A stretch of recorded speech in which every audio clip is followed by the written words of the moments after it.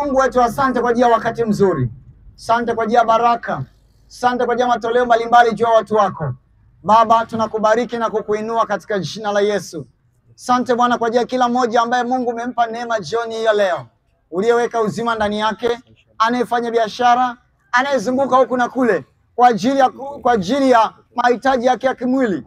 Baba, ninaomba jioni hii ya leo, Baba, ninaomba kwa ajili ya mtu huyo wa thamani ambaye Mungu umemweka katika eneo hili. Roho wa Bwana, nakusihi kwa jina la Yesu, sema naye sasa jioni hii ya leo. Sema na mtu wako Bwana jioni ya leo. Asante Bwana kwa kuwa ninaamini utalichukua neno lako na kuwapatia kama zawadi siku ya leo. Asante Mungu wetu kwa ni mwaminifu, katika jina la Yesu. Kila mwenye pumzi mahali popote pale alipo anaweza kuitikia amen kwa nguvu. Amen, amen. Haleluya. Amen. Haleluya. Amen. Nahitaji niseme na wewe jioni hii ya leo. Mungu amenipa neno ambalo Bwana nahitaji kuona siku hii ya leo likiwa lina nafasi ya kuweza kusimama na wewe hata ile siku ya hukumu ya Bwana, ambayo palapanda ya mwisho utakapolia, uwe miongoni mwa wale ambao utasimama mbele za Mungu kwenye kiti cha enzi cha hukumu, ukiwa na yale ya kusema ambayo Mungu ameyasikizisha kwenye masikio yako jioni hii ya leo.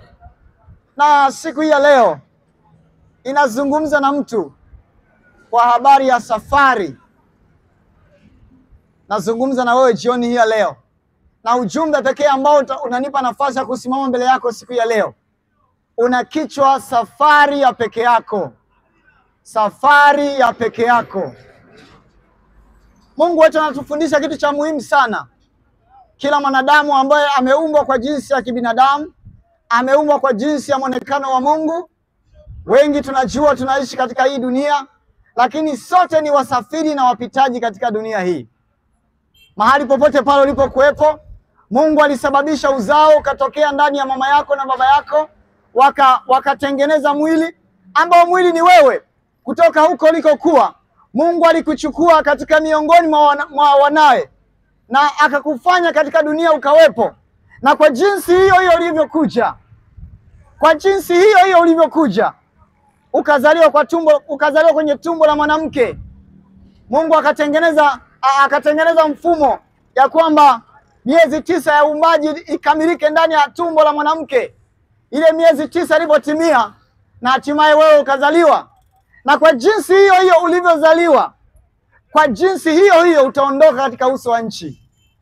Kwa jinsi hiyo hiyo ulivyozaliwa, na kwa jinsi hiyo hiyo ipo siku na saa utaondoka katika nchi, utaondoka katika uso wa dunia.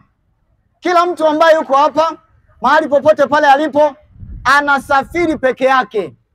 Unaweza kuwa umezaliwa aidha una kaka zako na dada zako, una ndugu jamaa na marafiki ambao wamekuzunguka. Hata kama ikitokea umezaliwa mapacha, hata kama ikitokea mlizaliwa wawili, lakini Mungu haruhusu mapacha watoke kwa pamoja. Yupo anayetangulia na kuna mwingine anafuata. Lakini pamoja na hayo yote, kila mmoja anasafiri peke yake. Bwana asifiwe. Amen. Kila mmoja anasafiri peke yake. Nataka nikwambie, mahali popote pale ulipo, kuna siku yako utaondoka. Mungu wetu anasema katika hii dunia sisi ni wasafiri na wapitaji katika dunia hii. Tunaposoma maandiko sasa, tunaposoma nukuu za maandiko, kitabu kile cha waraka wa kwanza wa Petro, waraka wa kwanza wa Petro ile sura ya 2 na ule mstari wa 11. Waraka wa kwanza wa Petro ile sura ya 2 na ule mstari wa 11. Nitasoma na neno la Mungu linasema kama ifuatavyo. Waraka wa kwanza wa Petro sura ya 2 mstari wa 11, neno la Mungu linasema, wapenzi na wasihi kama wapitaji na wasafiri, ziepukeni tamaa za mwili zipinganazo na roho. Tarudia tena.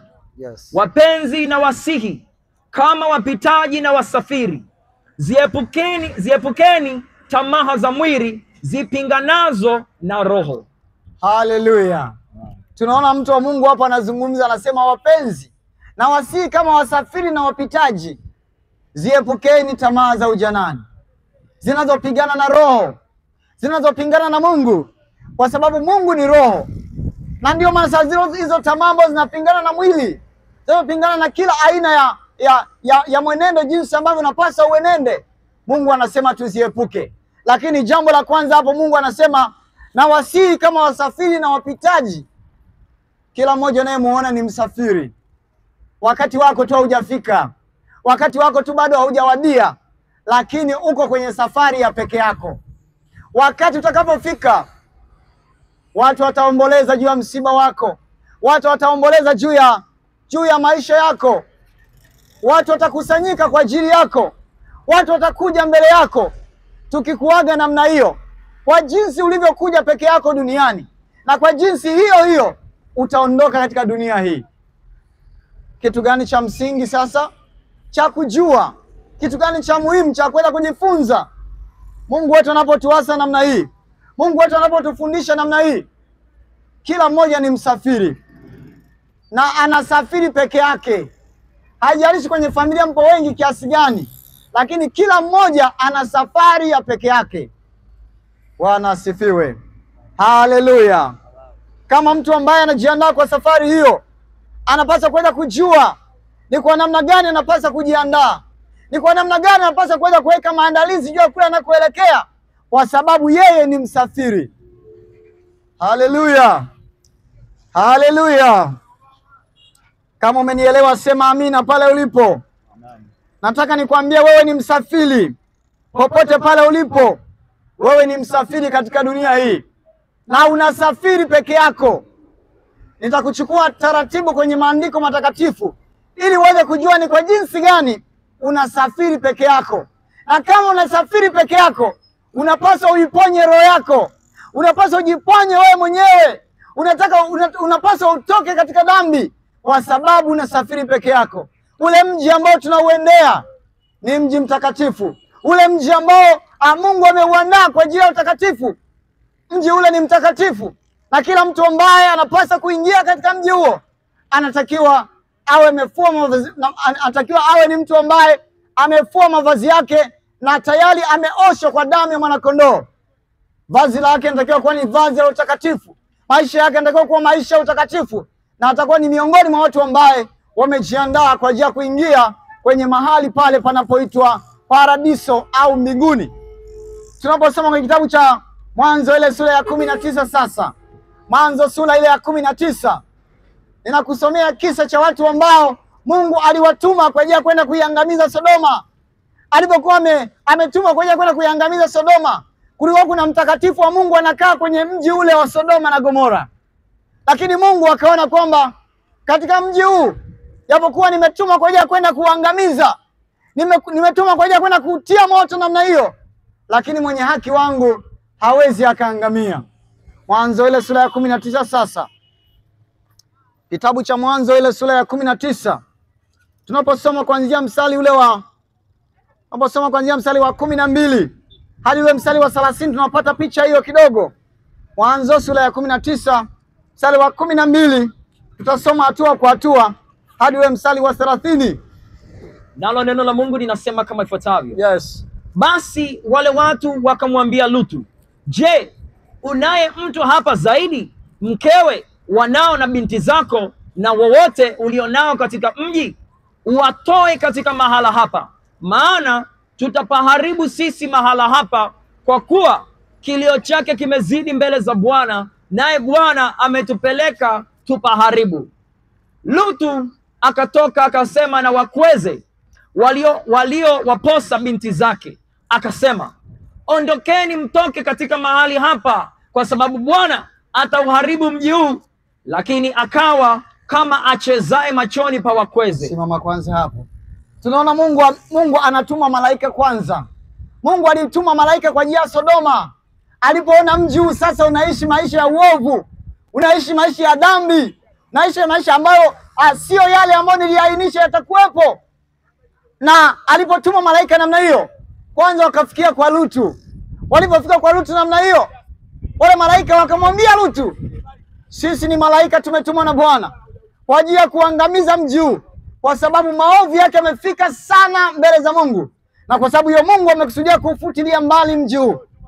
Maandiko yanasema Lutu akasema na wakweze, yaani wale waliowaposa binti zake, wale watoto wawili wa Lutu walikuwa wameolewa wale waliokuwa wamewaoa. Lutu akatoka sema nao, akamwambia jamani, mji utatiwa moto. Ni kama hivi ilivyo leo. Jehanamu ya moto imeandaliwa kwa ajili ya mtu ambaye ameishi kinyume na mapenzi ya Mungu. Inafananishwa na Sodoma. Na kwa sababu hiyo sasa Mungu ametutuma mahali hapa tupaharibu. Tunaona maandiko yanasema Lutu akawa kama vile achezae machoni pa wakwezi. Alijitahidi kwa hali na mali, alijitahidi kwa nguvu zake zote, ili kwamba wasiingie mahali pabaya, wasiingie kwenye uangamivu ule wa Sodoma. Lakini wale mabwana, wale waliowaposa binti za Lutu, wakasema sisi hatuwezi kutoka Sodoma. Sisi hatuwezi kutoka kwenye majengo mazuri ya namna hii. Sisi hatuwezi kutoka kwenye sehemu inaonekana nzuri namna hii. Ndivyo ilivyo kwako leo. Mungu anakuonya uache dhambi, unasema siwezi kuacha dhambi. Mungu anakuonya uache ulevi, unasema haiwezekani. Ndio kinywaji changu kikubwa na kitumainia mno. Mungu anakuambia acha kuvaa nguo ambazo hazimpendezi Mungu, sio kwa na utaua. Unasema haiwezekani, haiwezekani. Mimi naenda na wakati Bwana. Mimi naenda na majira anavyosema. Lakini Mungu alipomtuma malaika kuzungumza na Lutu namna hiyo, Lutu akatoka aseme na wakweze, kama vile ambavyo mimi nazungumza na wewe jioni hii leo. Unasema huyo amechanganyikiwa Bwana. Huyo hana kazi za kufanya. Huyo aidha anatafuta fedha au anatafuta umaarufu. Lakini nataka nikwambie, wakati ulipofika na majira yalipotimia, wakati ulipofika na majira yalipotimia, tunaona kwamba malaika wakamshika mkono Lutu pamoja na familia yake, kwamba sasa Bwana, imetosha. Umeongea sana, inatosha. Hao watu hawasikii, ni watu wana shingo ngumu, hawaelewi kwamba mji utatiwa moto. Malaika wakamshika mkono Lutu pamoja na mkewe pamoja na wale mabinti wawili, wakaanza kutoka Sodoma. Wakaanza kutoka Sodoma. Nataka nisikie sauti ya mtu anasema wakaanza kutoka Sodoma. Wakaanza kutoka Sodoma namna hiyo. Lakini hao watu wameshikwa mkono pamoja na malaika. Sasa nini kikatokea? Jambo gani likatokea? Hebu tusome kuanzia mstari wa 15 sasa. Mtumishi wa Mungu, soma pale. Mstari wa kwanza hapo, mstari ule wa 15 hadi ule mstari wa 17 kwanza. Nalo neno la Mungu linasema kama ifuatavyo. Yes, hata alfajiri ndipo malaika wakahimiza Lutu wakisema, ondoka, mtwae mkeo na binti zako wawili waliopo hapa, usipotee katika maovu ya mji huu. Akakawia, nao wale watu wakamshika mkono na mkono wa mkwewe na mkono wa binti zake wawili, kwa jinsi Bwana alivyomhurumia, akamtoa wakamweka mji wa nje. Ikawa walipomtoa nje, mmoja alisema, jiponye nafsi yako, usitazame nyuma, wala usisimame katika hilo bonde popote, ujiponye mlimani, usije ukapotea. Haleluya. Tunaona malaika wanatoa agizo. Malaika wamemshika mkono. Maandiko yanasema hata alfajiri na mapema wakaondoka wale malaika. Hata alfajiri ndipo malaika wakamuhimiza Lutu, wakasema, Bwana umeshaongea sana, inatosha. Sasa tuondoke.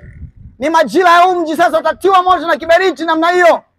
Maandiko wanasema kwamba ondoka, umtoe mkeo na binti zako wawili waliopo hapo, usipotee katika maovu ya mji huu. Malaika wakashika mkono sasa. Maandiko yanasema akakawia, nao wale watu wakamshika mkono na mkono wa mkewe na mkono wa binti zake wawili, kwa jinsi Bwana alivyowahurumia, wakamtoa nje, wakamweka nje ya mji. Mstari wa 17, ikawa walipomtoa nje, mmoja alisema, jiponye nafsi yako, usitazame nyuma, wala usisimame katika hilo bonde popote, ujiponye mlimani, usije ukapotea. Ikawa walipomtoa nje. Maandiko yasema ikawa walipowatoa nje. Maandiko yanasema ikawa walipomtoa nje. Maana kila mtu hapo tunaona walikuwa ni watu wako wanne wanasafiri kwenye safari namna hiyo.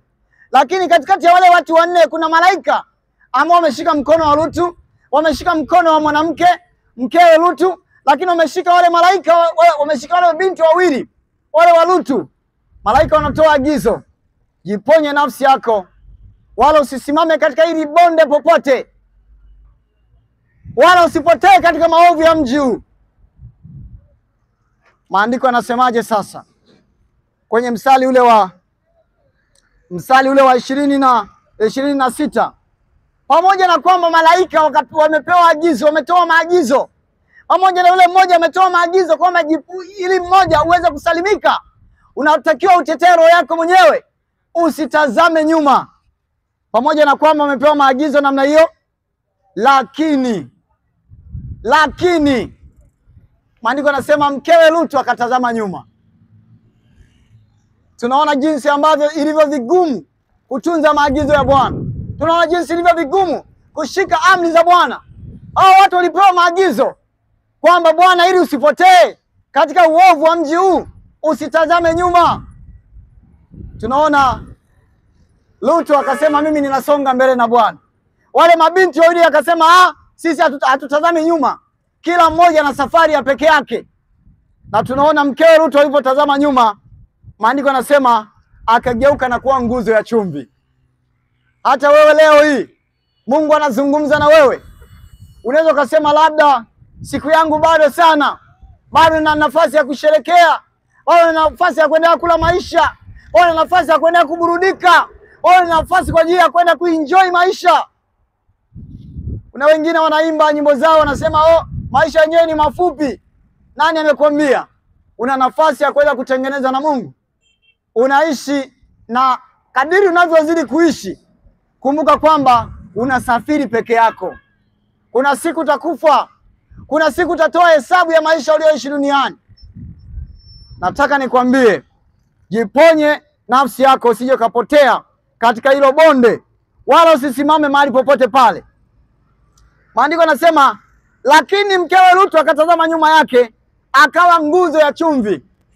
Mkewe Lutu akatazama nyuma yake, akawa nguzo ya chumvi. Popote pale ulipo sasa, waisikia sauti hii, amini kwamba unasafiri peke yako. Pamoja na kwamba unasafiri peke yako, kumbuka kwamba ulizaliwa, na siku ulipozaliwa ulizaliwa kwenye asili ya dhambi. Na kwa sababu ulizaliwa kwenye asili ya dhambi, unafananishwa na mtu ambaye uko Sodoma leo. Unafananishwa na mtu ambaye uko kwenye mji wa uangamivu. Unafananishwa na mtu ambaye uko kwenye mji ambao Mungu aliuweka kwa ajili ya kutia moto kwa sababu ya dhambi ambazo zilikuwa zimekisiri katika mji huo. Na kwa sababu hiyo sasa, kwa sababu umezaliwa Sodoma, umezaliwa katika dhambi, Mungu anahitaji akutoe Sodoma. Mungu anahitaji akutoe kwenye uangamivu huo. Mungu anahitaji akutoe kwenye mahali ambako pataangamizwa. Mungu anahitaji akutoe mahali ambapo ni pabaya mno, ambako utapaingia mara baada ya maisha haya. Na ndiyo maana sasa, mfano kabisa mkubwa kwamba Sodoma iliangamizwa kwa sababu ya dhambi. Sodoma iliangamizwa kwa sababu ya uovu. Nataka nikwambie, wewe ambao utaishi katika dhambi, wewe ambao unaenda kudumu katika kufanya mabaya, Mungu anakuita jioni ya leo. Mungu anakuita katika wakati huu. Na kwa nini Mungu anakuita? Anahitaji uweke maandalizi yako vizuri, uingie mahali ambako Mungu amepandaa kuwa pazuri kwa ajili yako. Na kwa wakati huu sasa, na kwa majira haya, ninakukumbusha leo, kuna wakati utaondoka kwenye hii dunia na utasimama mbele za Mungu kutoa hesabu za maisha ulioishi duniani. Maandiko yanasema kwenye kitabu kile cha Waebrania sura ya 9 na mstari wa 27. Kitabu cha Waebrania ile sura ya 9 na ule mstari wa 27. Katika safari hii, pasi kumwangalia mtu, pasi kuomba ushauri kwa mtu, kwa sababu unasafiri peke yako. Na kama unasafiri peke yako namna hiyo, hautayumbishwa na mtu. Hautayumbishwa na mtu awaye yote. Sema nimeokoka. Meokoka itakuwaje? Unaogopa kuchekwa na ndugu, unaogopa kukataliwa na watu, unaogopa marafiki zako ambao mlikuwa pamoja nao, kwamba watanionaje? Amini, ulikuja duniani peke yako na utaondoka duniani peke yako, wala hutatoka na mtu yoyote yule ambaye anakujua leo. Nataka nikwambie, unasafiri peke yako. Kaka yangu, unasafiri peke yako. Dada yangu, unasafiri peke yako. Mama yangu, popote pale ulipo, unasafiri peke yako. Haijalishi uko ndani ya gari, haijalishi uko ndani ya basi, haijalishi kwa ni sehemu gani ambako unatembea sasa, kama jinsi ambavyo unavyokata tiketi na kuanzisha safari ya kule ambako unahitaji kuelekea, hali kadhalika pia katika maisha ya kimungu na juu ya mahali ambako unaelekea, unasafiri peke yako. Bwana asifiwe. Amen. Bwana asifiwe. Kitabu cha Ibrania sasa ile sura ya 9 na ule mstari wa 27 naweza kusoma hapo. Nalo neno la Mungu linasema kama ifuatavyo. Ndio. Na kama vile watu walivyowekewa kufa mara moja, Na kama vile watu walivyowekewa kufa mara moja, na baada ya kufa hukumu. na baada ya kufa hukumu. Unazaliwa mara moja, utaishi mara moja, na utakufa siku moja. Ulikuja duniani peke yako, ukazaliwa kwenye tumbo la mama yako peke yako, ukaanza kuishi duniani peke yako. Hata kama ikitokea una mke, hata kama ikitokea unaishi na watu fulani, lakini safari yako ikifika, utaondoka kwenye hii dunia peke yako. Na maandiko yanasema mara baada ya kifo ni hukumu. Sasa je, unasafiri peke yako namna hiyo? Unawezaje kusimama mbele za Mungu? Unawezaje kusimama mbele ya kiti cha enzi cha Mungu? Bwana anakuita jioni hii ya leo. Bwana anakuitia toba jioni ya leo. Unatakiwa ukumbuke ulizaliwa katika dhambi, na kama ukifa katika dhambi namna hiyo, utakwenda jehanamu ya moto. Na tambuliwe na Mungu kwamba Mungu anatambua kwamba hakuitengeneza jehanamu ya moto kwa ajili yako, bali Mungu aliandaa jehanamu ya moto kwa ajili ya Ibilisi na malaika zake. Na kwa sababu hiyo sasa, nikupe shauri leo. Nikupe shauri sasa, umpokee Yesu awe Bwana na Mwokozi wa maisha yako. Nakupa shauri leo. Nakupa shauri leo. Umpokee Yesu awe Bwana na Mwokozi wa maisha yako. Yesu Kristo anakuhitaji leo. Anahitaji usalimishe roho yako. Anahitaji usalimishe maisha yako. Anahitaji usalimishe nafasi ambayo Mungu ameiandaa kwenye safari ambako unaelekea. Kwanza kabisa unatakiwa uwe na tiketi maalum ya kuhakikishia kule unakoelekea. Na tiketi pekee ya kuweza kuingia mbinguni ni Yesu. Yohana sura ya 14 mstari wa 6. Hiyo ndio tiketi pekee. Hiyo ndio njia pekee ya kukuwezesha kumuona Baba. Mahali popote pale ulipoisikia sauti hii, amini kwamba unatembea peke yako katika safari. Maandiko yanasema Lutu alisonga mbele yeye mwenyewe. Mkewe Lutu alipogeuka nyuma, akatazama nyuma, akaona fahari ya Sodoma ilivyo, akaona uzuri wa Sodoma ulivyo. Aizo anasema siwezi kuokolewa. Napenda kunywa whisky, napenda kwenda bar, napenda kwenda pub, napenda kwenda kusimama mahali ambako ni pazuri zaidi. Kama unapendezwa na Sodoma namna hiyo, wakati unakuja hautakuwa na nafasi ya kwenda kumkiri Yesu ambaye alitolewa dhabihu kwa ajili yako. Na leo hii anakuita popote pale ulipo. Anasema uko wapi mwanangu? Anahitaji kupumzisha leo. Anahitaji kupumzisha na dhambi. Anahitaji akupe nafasi ya kuweza kusafiri vema kwenye safari yako. Kama utamkiri Yesu leo kuwa Bwana na Mwokozi wa maisha yako, utakuwa umeianza safari vizuri pamoja na Mungu. Yohana sasa sura ya 14 mstari wa 6. Nalo neno la Mungu linasema kama ifuatavyo. Ndio. Yesu akawaambia, mimi ndimi njia na kweli na uzima. Mtu haji kwa Baba ila kwa njia ya mimi. Yesu akamwambia, mimi ndimi njia na kweli na uzima. Mtu haji kwa Baba ila kwa njia ya mimi. Huwezi kuingia mbinguni, huwezi kwenda kule Baba aliko, lazima umpokee Yesu. Lazima ukate tiketi. Lazima uwe miongoni mwa watu ambao wamejiandaa vema. Yesu Kristo atakuongoza jinsi gani unapaswa kusafiri. Yesu Kristo atakuongoza ni jinsi gani unatakiwa uvae, kwa mwenendo wa namna gani. Yesu Kristo atakuongoza ni tabia zipi unatakiwa uziache. Utakuwa miongoni mwa wasafiri wema sasa ambao wamejiandaa kwa ajili ya kuingia mbinguni. Popote pale ulipo sasa, nasema niko tayari kumpa Yesu maisha yangu ili awe Bwana na Mwokozi wa maisha yangu. Nataka nikwambie wakati ulio nao ni mchache mno. Unaweza kuona una wakati mwingi namna hiyo. Kuna wakati hautakuwa na uwezo wa kuongea. Kuna wakati utakuwa hauna uwezo wa kusema chochote. Wakati ulio nao ni sasa. Wakati wa kutengeneza ni sasa. Na saa ya wokovu ni sasa. Bwana anakuita popote pale ulipo sasa. Anahitaji kuona ni namna gani ukitubu dhambi. Anahitaji kuona ni namna gani ukimpa Yesu maisha yako ayatawale, ili afanyike nafasi ya kukuongoza vema kwenye safari ya kule unakoelekea. Popote pale ulipo sasa, unasema niko tayari kumpa Yesu maisha yangu. Niko tayari kuyatoa maisha yangu kwa Kristo. Yesu yuko hapa, anahitaji akuongoze vema leo. Popote pale ulipo nasema niko tayari, mtumishi wa Mungu, nimesikia neno hili na nimetambua sasa kwamba ninasafiri peke yangu. Nataka nikwambie ni wakati mzuri. Jihoji mwenyewe pale ulipo. Tafakari mwenyewe pale ulipo. Ni ndugu wangapi ambao umewazika? Ni watu wangapi ambao umeshiriki mazishi yao? Ni watu wangapi ambao unasema hakika jana tu nilikuwa ninaongea naye vizuri, lakini kumbe alikuwa ndio ananiaga namna hiyo? Ni wangapi ambao umeshiriki mazishi yao? Ni wangapi ambao umeona wakiangamia? Ni wangapi umeona kwamba leo wakitoweka kwa namna isiyokuwa ya kawaida? Zamu yako inakuja. Zamu yangu inakuja. Nataka nikwambie ndugu yangu, unasafiri peke yako. Ndugu yangu, unasafiri peke yako. Ndugu yangu, unasafiri peke yako. Popote pale ulipo sasa, umetega sauti, umenipa sikio lako namna hiyo. Nahitaji uwe na nafasi ya kujihoji mwenyewe. Je, pale ulipo hujawahi kutenda dhambi? Je, maisha yako yakoje?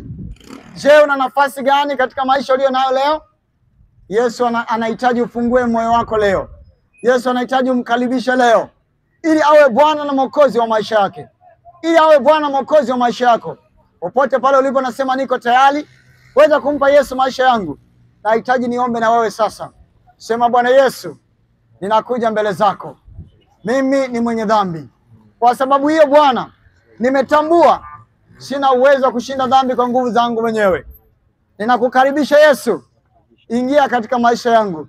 Ongoza safari yangu. Futa jina langu Bwana kwenye kitabu cha hukumu. Andika jina langu leo kwenye kitabu cha uzima mbinguni. Asante Yesu kwa kuniokoa. Asante Yesu kwa kunikomboa. Katika jina la Yesu. Amen. Mungu akubariki. Ninaamini ni wakati wako wa kutembelewa na Bwana. Ni wakati mzuri ambao Mungu amekutembelea jioni ya leo. Ninahitaji nikuombee sasa na hatimaye niweze kukuaga jioni ya leo, ukiwa na tafakari vizuri jua haya ambayo tumeyazungumza jioni ya leo. Mungu liye haya, asante kwa ajili ya watu wako wenye akili. Asante kwa ajili ya watu wako ambao umewaumba katika uso wa nchi. Roho wa Bwana, kwa jina la Yesu, angalia mtoto huyu, mwangalie mtoto wa kiume na wa kike ambaye amekukimbilia wewe Bwana jioni ya leo. Angalie kijana wa kiume na wa kike. Angalie baba, mwangalie mama yule. Kwa jina la Yesu Kristo, Roho wa uzima, ninaomba sasa. Wewe ni Mungu wa ajabu. Wewe ni Mungu wa kipekee. Ninaomba jioni ya leo, watoto wako mama mkimbilia wewe Bwana jioni ya leo. Ninaomba mkono wako wenye nguvu watamie jioni ya leo. Bwana, ninaomba watetee. Ninaomba wakawape kibali cha kusonga mbele katika safari yao. Ninaomba wakawape kibali cha kuweza kumshika Yesu kwenye maisha yao. Asante Mungu wetu, kwa ni mwaminifu. Tawapa neema na nguvu endelevu akuweza kuyafanya mapenzi yako. Katika jina la Yesu, kila mwenye pumzi na aseme amen. Amen. Mungu akubariki sana. Wewe ambaye umechukua uamuzi huo, aidha unahitaji kutufikia mahali pale tulipo, mahali ambapo tunamfanyia Bwana ibada, mahali ambako tunakuwa tayari kwa ajili ya kutangaza fadhili za Bwana, tunakukaribisha. Tuko nyuma tu mahali pale, maeneo ya Mkundi, maeneo ya watumishi, ndio mahali ambako hema ya Mungu imejengwa hapo. Kukaribisha siku ya kwanza kabisa, ninayo furaha kubwa kukaribisha katika semina ya neno la Mungu ambayo itaanza kuanzia siku ile ya Alhamisi mpaka siku ile ya Jumapili. Kukaribisha, tunaona Mungu akikuhudumia, tunaona Mungu akikusaidia, tunaona Mungu akikutendea mema kwa namna ya kipekee sana. Kwa mawasiliano unaweza kuwasiliana pamoja nasi, tumia nambari zetu hizo za simu ili kuweza kutupata. Hizo una maswali, una ushauri, una maoni, una jambo ambalo linakusumbua, una jambo ambalo linakutatiza ambao umelikosea majibu, tumia nambari zetu za simu za kusaidia. Sisi tunashughulika na wewe kwa habari ya kiroho na kimwili. Nambari zetu za simu ni 0693191581. Tarudia tena, nambari zetu za simu ni 0693191581. Tarudia tena kwa mara ya mwisho, nambari zetu za simu ni 0693191581. 1581. Mungu aliye juu mbinguni akubariki. Uwe na usiku wa baraka, uwe na jioni ya baraka, uwe na wakati mwema wa kuweza kutafakari mambo makuu ya Mungu katika jina la Yesu. Amen. Amen. Mungu akubariki, uwe na jioni njema ya baraka.